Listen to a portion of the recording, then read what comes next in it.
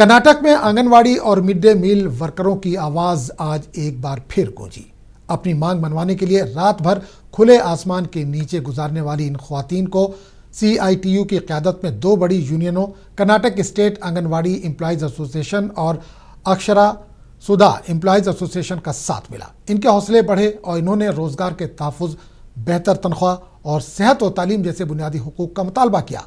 एहतजाज करने वालों ने साफ कहा, मिड डे मील वर्करों को चौथे दर्जे के मुलाजिम का दर्जा दिया जाए, आंगनवाड़ी वर्करों को इलेक्शन ड्यूटी से छूट दी जाए, रिटायरमेंट बेनिफिट, हेल्थ इंश्योरेंस और मिड डे मील वर्करों के लिए मैटरनिटी लीव भी दी जाए। आपको बता दें कि 2018 के बाद से इनकी तनख्वाहें नहीं बढ़ाई गई हैं।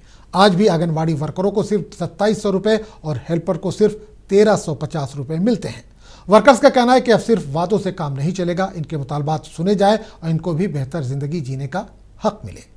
आंगनवाड़ी वर्करों के इस एहतजाज और इनकी मांग पर आपकी क्या राय है, कमेंट करके हमें ज़रूर बताएं। वीडियो अच्छा लगा हो तो इसे लाइक करें, शेयर करें और चैनल को सब्सक्राइब करना ना भूलें।